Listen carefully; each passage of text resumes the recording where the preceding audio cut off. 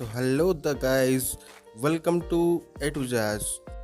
मैं हूँ आपका भवग्रेस साहू और आज के इस वीडियो में हम सब डिस्कस करने वाले हैं regarding the current stock market. The topic is why stock market and as well as bond market is falling. And from the word stock market, I don't mean only Indian stock market, but it also mean how the global stock markets are also falling during these days. दोस्तों, आप लोग सभी ने देखा होगा in recent days India का जो stock market है, जो मेजरली हम बोलते हैं बीएससी, एनएससी और दूसरे सारे इंडेक्सेस में मेजर काफ़ी फॉल हुआ है। इंडियन मार्केट जो हम निफ्टी 50 बोलते हैं और बीएससी का सेंसेक्स बोलते हैं, ऑलमोस्ट अपना टॉप से अराउंड 50% डाउन है from the 52 weeks high. Not only that also, but एक mid cap and small cap के सेगमेंट में भी काफ़ी गिरावट देखने के लिए मिला है। ऐसे प्रेडिक्शन भी एनालिस्ट कर रहे हैं क्या Nifty will fall below 14,000 mil level. And दोस्तों, मैं अगर एक डेटा पॉइंट बता दूं, the major sellings are from FIIs। FII जिनका फुल फॉर्म हम जानते हैं foreign institutional investor, in March they sold about $5.38 billion of Indian equity and dumped it. इस स्लाइड में आप देख सकते हैं how the market is behaving right now. It's a complete roller coaster ride. आप लोग देख सकते हैं सेंसेक्स और निफ्टी अपना 52 वीक्स लो में चल गए हैं। Not only Indian stock market but also globally major stock market में दैट ये heavy fall is getting seen. तो ये सब का रीज़न क्या है, चलिए जानते हैं। दोस्तों, फाइनेंशियल मार्केट में सारा चीज़ का एक रीज़न होता है एंड उस रीज़न का रीज़न होता है डिमांड एंड सप्लाई। सबके पीछे डिमांड एंड सप्लाई ही है जो कि सारा गेम करता है। आप पूछेंगे कौन सा गेम हो गया है? ये गेम हुआ है from the central banks of the India and from the Fed of USA, that is the central bank of USA. दोनों ने एक्चुअली कुछ स्टेप्स लिए हैं which is directly affecting the stock market. I am sure आप सब ने देखा होगा in the first week of May Reserve Bank of India increase the short term lending rate, that is the repo rate 40 bps to 4.4% from 4% earlier. Similarly, Fed, that is the central bank of USA, it increased the Fed rate, short-term Fed rate around 50 bps.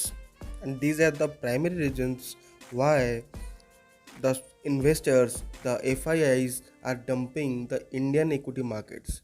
दोस्तों, banking terms में interest rate का बढ़ने का एक सीधा मतलब है borrower को has to pay more compare to the earlier times. जैसे कि आप सबने देखा होगा ड्यूरिंग कोविड टाइम, जैसे पहला वेव स्टार्ट हुआ था कोविड का, तो मेजरली ग्लोबल मार्केट में एक फॉल देखा गया था। बहुत सारा bank as well as the country का जो सेंट्रल बैंक है वो सब धीरे धीरे अपना इंटरेस्ट रेट कमाने लगे थे to promote business, to promote the pandemic suffered economy to rejuvenate. जैसे बिजनेस को अगेन किक स्टार्ट करने के लिए, इकोनॉमी को किक स्टार्ट करने के लिए एक मेजर स्टेप लिया गया था by the central banks to decrease the interest rates, so that आपका जो बोरोइंग का रेट है, जो लोन लेने का इंटरेस्ट रेट है वो कम हो, so that you have to pay less in terms of EMI and वो जो बचा हुआ मनी है that with that you can restart और have a growth in your business, and that is applicable to a small street vendor, and that is applicable to a small to a very large corporate. तो Covid के time पे जो interest rate low किया गया था to infuse liquidity to the market, and वो सब चीज़ अभी धीरे धीरे रिवर्स हो रहा है। रिवर्स हुआ है मतलब कौन कर रहा है ना, monetary policy committee of the Reserve Bank of India. Similarly in different global markets, वो that might be emerging, that might be developed, that might be USA, सब मार्केट में अपना अपना कंट्री के हिसाब से वो स्टेप लिया गया था to ease monetary policy, to infuse liquidity, to infuse cash to the economy, so that people can use that cash and that will help in economic growth indirectly during the pandemic period. Basically, easy money was given by the central banks to the people of the respective countries. And दोस्तों, आपको पता है we can't be at ease every time. To grow, we have to leave our comfort zone. तो इस comfort zone को निकालने के लिए ग्लोबली सेंट्रल बैंक्स ने majorly USA, if you say that India में गवर्नमेंट ने through RBI they increase the interest rates. ये इंटरेस्ट बढ़ाने का डिसीजन कौन लेता है ना? Monetary policy committee of the central bank. So monetary policy committee एक टूल किट है to control the cash flow of money और money supply in the economy. Why it is adopted? Because it has to control the inflation. दो चीज़ काम होता है monetary policy committee का, to control the money supply, to control the inflation.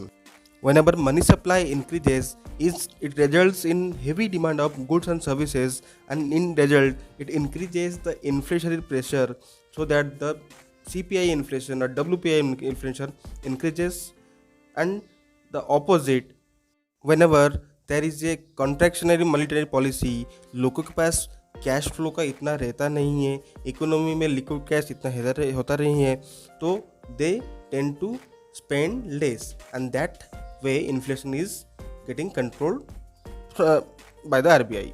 So in conclusion हम बोल सकते हैं अगर इंटरेस्ट रेट बढ़ता है then borrowing cost of the corporates और the individuals they go high, because high borrowing cost में कोई ज़्यादा बोरोइंग नहीं करना चाहता. Why? It will result in decrease in profit. That is if the corporate can't borrow easily they can grow easily also. And आपको दोस्तों पता है अगर कंपनीज ग्रो नहीं कर पाएंगी तो उनका प्रॉफिट दैट इज मुनाफा डायरेक्टली इम्पैक्ट होगा डाउनवर्ड्स, एंड इसके चलते हुए ये इफेक्ट दिखेगा उनके शेयर प्राइस में.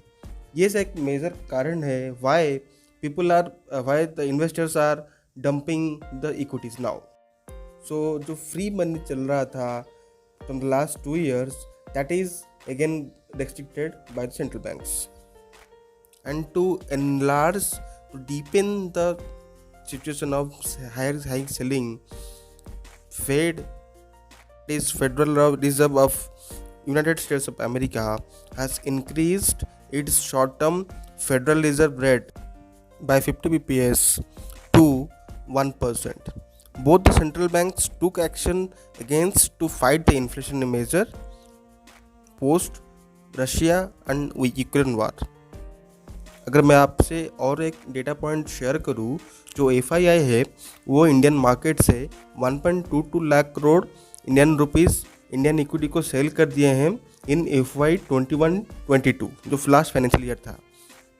And in financial year till date that means May 2022 they have sold around 25,000 crores of Indian equity in the month of April alone. Can you imagine? And हमारा common sense कहता है whenever FII goes out they demand dollars.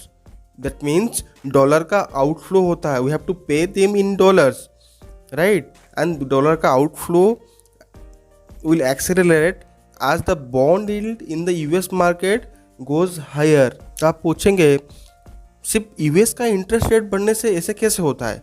because in the US market a safety is there because it's a developed market and dollar is the global currency. So FII tend to fly to a safer zone whenever there is a increase in interest rates, increase in bond yields. So that impacts the stock market directly. And remember guys, ये सब चीज़ खाली India को applicable नहीं है, it is applicable to all the major developing economics. And दोस्तों मैं आपको ये भी बता दूँ ये सब चीज़ होने में हम इंडियन का भी बहुत बड़ा हाथ है. हमारा import cost is widened and that is affecting our current deficit. आपको पता है India historical has been a trade deficit country. हम लोग ज़्यादा इंपोर्ट करते हैं rather than exporting. And during Covid time क्या हुआ था, हम तो लॉकडाउन में थे, कहीं से तो कहीं जाना ना हो नहीं रहा था. एक इम्पोर्ट बंद था तो हम क्या कर रहे थे, हमारा एक्सपोर्ट चल रहा था. In those days we accumulated most of the foreign currency क्योंकि हमारा इम्पोर्ट डाउन था and export was continuing. But now things are getting reversed. We are having a high oil price due to the two countries involved in one, that is Ukraine and Russia. इसके regarding crude oil का price बढ़ा है. हमारा import has increased compare to export. We are importing more than we export. Although हमारा जो export का target था for the year 2022 that has been achieved and we have achieved it before, but due to this import we are facing a major issue. हमारा जो trade deficit है वो has widened to 192 billion US dollars and higher trade deficit will put pressure on the current account deficit which in turns increase the demand for foreign currency especially dollars to finance that deficit. इसके लिए तो हमारा domestic currency के ऊपर pressure पड़ रहा है. आप लोगों ने एक न्यूज़ डेफिनेटली सुना होगा, Indian currency is the worst performing currency and has weakened to 77 rupees against $1 which was 73 rupees in January FY22. But this tide reversed after Russian and the Ukraine जो कन्फ्लिक्ट हुआ इन month of February, तो ये चीज़ reverse हो गया. वार के चलते हुए crude oil का प्राइस बढ़ गया. जो हमारा जो खाने का तेल है, सनफ्लावर ऑयल है, इंडोनेशिया ने एक्सपोर्ट करना बंद कर दिया. तो ये सब चीज़ है जो हम चीज़ में इंपोर्ट करते थे from the different countries, they have increase their prices. And ये सब रीज़न है हमारा रूपी को to fall against US dollar to 77 rupees irrespective of high export. Also, there is a demand in dollar as foreign investors are pulling out of India over the concerns of higher global inflation. तो ये सब तो major reason था of the stock market fall. Then आप लोग सोच रहे होंगे आगे क्या होगा. दैट मीन्स आप लोग पूछेंगे कब तक ये स्टॉक मार्केट गिरेगा, एंड मैं बोलूँगा मुझे पता नहीं, I don't know. In fact no one knows. जो लोग बोलते हैं यहाँ तक गिरेगा, they try to show off that they are genius, but no one can really predict mister stock market.